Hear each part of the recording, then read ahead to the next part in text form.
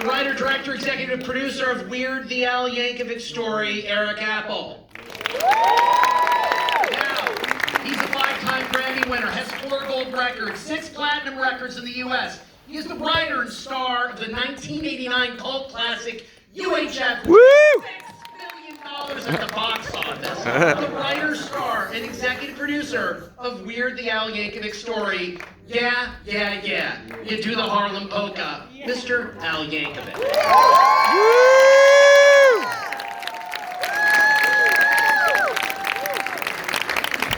So, there's a lot of liberties taken in this movie. What?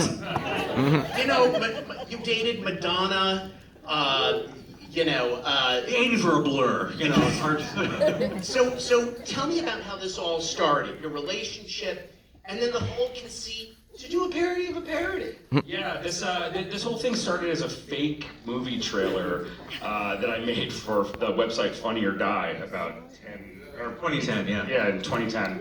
And originally, I had this idea to do a fake movie trailer, a biopic trailer where everything, it's all lies, everything's fabricated, but it's about someone who's still alive, so it's very easily fact-checkable. And I had the idea to do it about Al, and I reached out to a mutual friend just to kind of get his blessing. And he emailed me 20 minutes later and said, I would love to collaborate with you on this. I'd never met Al before, was a huge fan growing up. And so we made this fake trailer with Aaron Paul played Weird Al. Olivia Wilde was Madonna.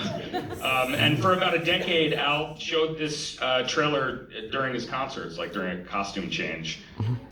People are always like, when's the movie coming out? We want to see the movie. And I have to explain, well, it's just a gag. It was that way for like 10 years, literally, until I think 2009, I sent you an email out of the blue because Bohemian Rhapsody had just, swept up at the Oscars and Rocketman was coming out and it felt like the time was right and said, we should do this movie for real. Yeah, so 2019 we started working on the script for it, and here it is.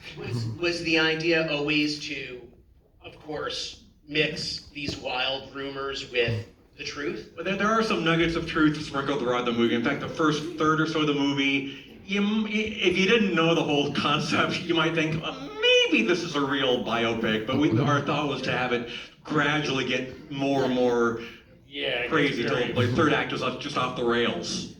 But this had to be cathartic for you. I mean, Dr. Demento meant a ton to your life. If it wasn't for him, and then the Scotti brothers. But tell me about that. I mean, there had to be something really cathartic about that. Yeah, I mean, these are real people we're talking about, and it was fun. I mean, again, there's some truth sprinkled throughout. But, Dr. Demento never laced my guacamole with LSD. I should point that out. A few little things we had to make it more cinematic, as it were. Yeah, the version of Dr. Demento in our movie's like Jack Horner from Boogie Nights. It's more, he kind of becomes the father figure to Al and takes him under his wing and tries to adopt him. The other thing I wanted to bring up, so Daniel Radcliffe, what was it in Harry Potter that made you guys go, that's our man, that's who should be playing? As soon as I saw Harry Potter, I thought, hey, someday, my doppelganger. Which sequel were you like, that one, the Quaron one, and that's the real me? It was really his post-Potter body of work, that really impressed us. Swiss Army Man and Horns and everything that he's done. He's made a lot of interesting choices in terms of roles he's taken on. A lot of weird roles, which made us think he probably would be amenable to our movie. And he does comedy and drama so well, and that's the whole tone of this movie. Is like we didn't want to really push the we wanted our actors to play it like very straight and not push the comedy too hard. And Radcliffe totally got what we were going for. That's the other thing I wanted to bring up. When did you decide you were going to cast someone who wasn't exactly Al? I mean, Al is like 6'11", and Daniel's like, what, 4'5" or something? I'm joking. He's 4'6", come on. But when was that decision? When was that decision made? Like, we're going to go really crazy. No, that was never our intention. I mean, we weren't like trying to think like who doesn't look like Al. It was all who could, like Eric said, who can pull off the comedy and the drama, because it was a very, very specific tone we're going for. And there are very few actors in our minds that could really pull that off, and we were so impressed by Daniel's body of work that we thought that he was the guy. What's funny is when the announcement first came out and people thought maybe this is a straight and narrow, serious biopic, that was the reaction, like, Daniel Radcliffe, it looks nothing like Al. It was funny once people got to see the movie. Okay, I totally get what they're going for now. This guy's not supposed to be anything like the real Al. And yet did a phenomenal job. Seriously. Yeah, thank you. Evan Rachel Wood, how did you know she could pull off Madonna? We were surprised. I mean, it was like a leap of faith in a way. And then afterwards, after she'd been on a movie, we saw her on The Tonight Show singing a Madonna song, and we're like, why didn't we have her sing on the movie? She's amazing. She sounds just like Madonna. Yeah, I mean, we were just fans. We thought she was a fantastic actress. Again, someone who's mostly known for drama, but is really funny too. She'd done a few episodes of Drunk History on Comedy Central. It was like, okay, I think maybe she's gonna get what we're going for too. And yeah, she said as soon as she got an email from her agent that says someone wants you to play Madonna, she was like, okay, I don't know who it is, but I'm in. Now you have a murderer's row here of actors: Julianne Nicholson, Jack Black, Rainn Wilson. Was it an easy? Were these slam dunks? You know, it's like we're doing the Weird Al story, and they're like, I'm there. Yeah, I mean, pretty much we got all of our first choices for the most part. Yeah. I mean, again, people that really got what we were going for, read the script, understood the tone, and I mean, it is funny going when we went after Julianne Nicholson for this. I mean, I thought maybe she wouldn't. Like, she had just come off this Emmy win for something that is like, Mare of Easttown? Yeah. It's just tonally could not be further from what we're doing. But she just wanted to have fun, you know? Yeah, her and Evan too, they were like, thank goodness, because I do all these dramatic roles and it's such a blessing to be able to do. Now I'm only going to want to do comedy from here on out. Yeah, but the Jack Black and a lot of the cameos were basically like Al's Christmas card. Yeah, that's like Christmas card list. I went through my address book and like, oh, he'd do it, she'd do it, okay. I mean, Wolfman Jack for Jack Black is just that is perfect. Yeah, he was pretty incredible. And yeah. The other thing is, you know, we shot this movie in only 18 days. Oh. That's what I was gonna ask. Yeah. So the whole pool party scene with all the celebrities, that was half a day at most. Yeah, we had other scenes that we had to shoot after that on the same day. And juggling all that celebrity talent, but working with actors of that caliber, you know, Jack on the first take, it was like, okay, I feel like we have this. Everybody knew the drill going in, like Daniel, everybody, they knew like what our limitations were, and they were like, you got 3 takes max, let's do it, and they nailed it every time. And we didn't do a lot of improv, like, you know, typically in comedies you play around, you do a lot of improv, but since we were playing this like a drama, like an absurd drama, you know, we were able to stick very close to the script, get away with doing only a few takes. Now, I mentioned this up top, but I'm wondering, I mean, how did it feel? That world premiere in Toronto was just through the roof. I've never heard an audience laugh that much in quite some time. And it was just so much fun. From the minute the light hit the screen.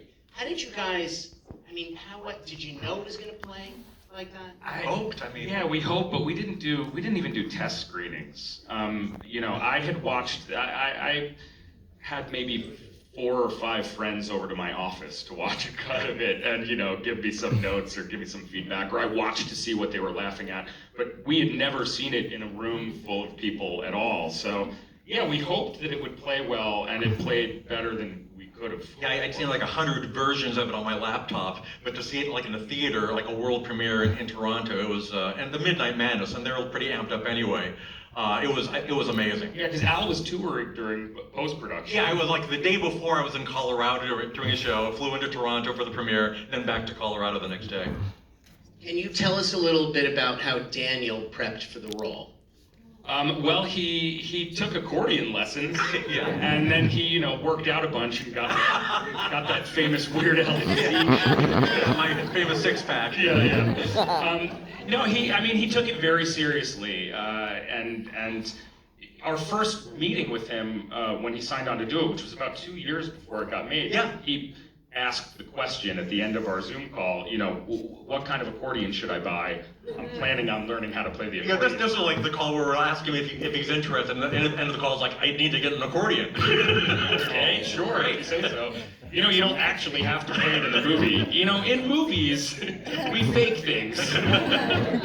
But yeah, he took lessons so he could at least, you know, I gave him some lessons. I in fact made some instructional videos, like where to have your fingers on the buttons. Like only 5 people are gonna know that he's really doing it, but he's actually putting the right buttons on the accordion. So, a career question. What truly was, or one of, the, you know, when it came to getting the rights to a song, what was the most challenging one to get? There's this, I mean, the legendary story that comes to mind was Lady Gaga, Born This Way, but I don't know if that was all fake. No. Or... That was a challenge. You know, in my career, I've had a few times where, you know, it's not always smooth sailing. Like usually the artists are cool with it, but the people representing them kind of get in the way. And we didn't have any real issues with this movie. There was one song that was way too expensive to license, even though it's my parody. Like they still have the publishing, so they control the licensing. And there were a couple instances where I got really nervous because we had cleared Eat It and another one, Ride to the Bus, and I Love Rocky Road, but apparently they had to do a final sign-off on it. So after the movie was done, after the movie was made, so it's sort of like if they didn't like anything, they could say, yeah, I don't know if we want our song in the movie. Like, what? Very stressful week. It was like a week or so where I was just like, diarrhea. I was so nervous, but it all worked out. What's next for you? I just got off of a 162-day tour, so I'm just kind of chilling for a little bit, and then we got something we're trying to cook up, and we'll see what happens. Weird, the Al Yankovic Story Part 2, Electric Boogaloo. This could be the first ever biopic with a sequel. We don't know. You can't. No details to spill. No details to spill about it just yet, but. UHF2 Electric Boogaloo. But yeah, we always did say we wanted to be the first biopic that has a sequel. Weird, the Al Yankovic Story. Al Yankovic,